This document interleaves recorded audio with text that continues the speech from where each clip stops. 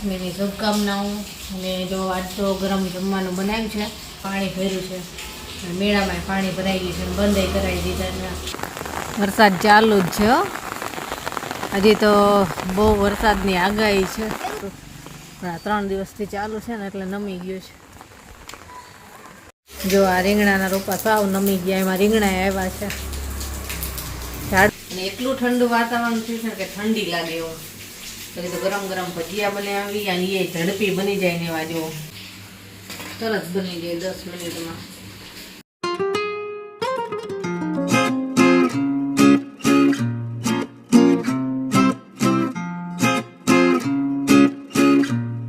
જય શ્રી કૃષ્ણ, કેમ છો બધા? મજામાં જશો?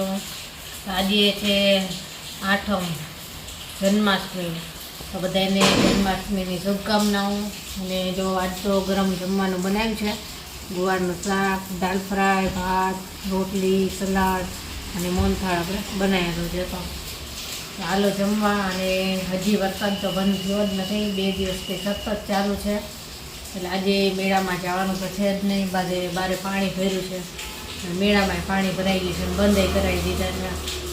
હાલો જમવા। જો આવા વરસાદમાં અમને ગાડી સાફ કરે, કેવીને તો શરદી થઈ ગઈ છે એટલે નહીં પલળે, અંધારું જ થતું જાય। જો હજી કંઈ બંધ થાય એવું લાગતું નથી। જમીને ફ્રી થયા અને હું જેની ગઈ છે અગાસી ઉપર આટો મારવા। જો બાજુવાળાનું ઝાડ સાવ નમી ગયું છે, બોરસલી વાવ્યું છે ને એની ઉપર જ પડે એવું છે, કાપે છે। ચાલો વરસાદે, મસ્ત વરસાદ આવ્યો છે, છત્રી હાથમાંથી ઉડી જાય એવું થાય છે।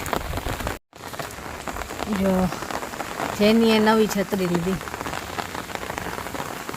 વરસાદ ચાલુ જ છે, હજી તો બહુ વરસાદની આગાહી છે,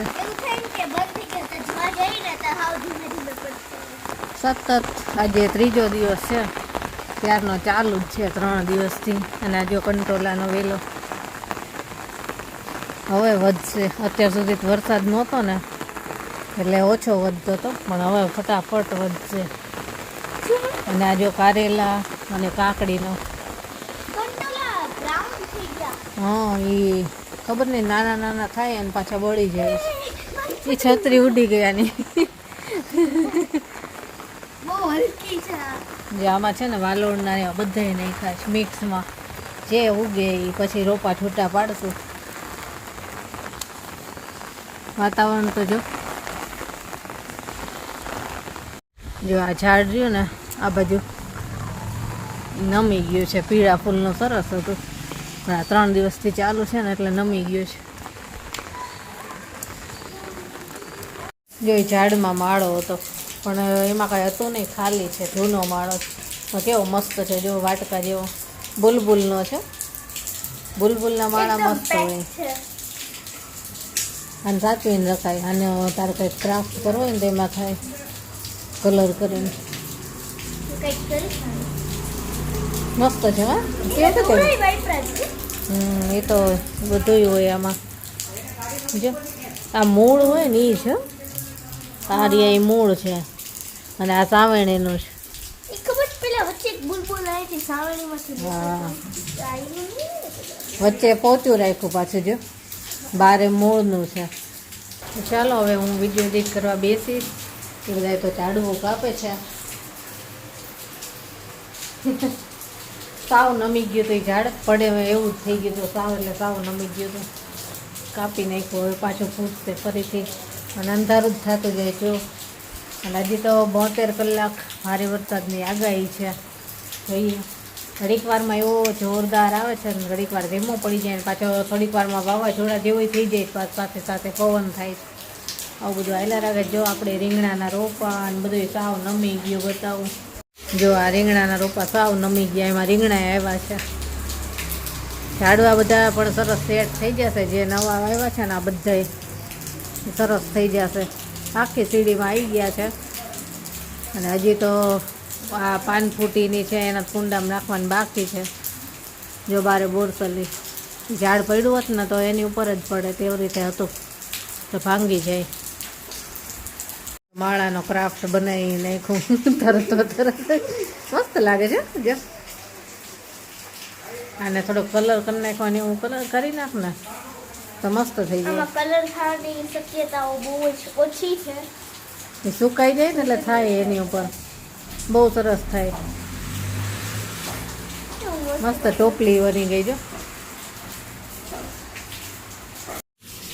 જો સાંજ થઈ ગઈ છે, જોરદાર વરસાદ ચાલુ જ છે, 3 દિવસથી ચાલુ છે અને એટલું ઠંડુ વાતાવરણ થયું છે કે ઠંડી લાગે એવું.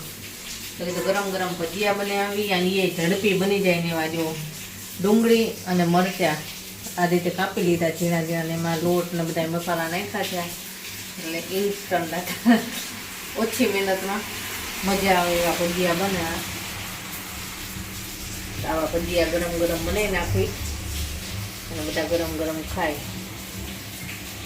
મીઠું, મરચું, થોડીક હળદર, સોડા એ બધું નાખ્યું છે, પણ લીલા મરચાં અને ડુંગળી વધારે નાખી છે.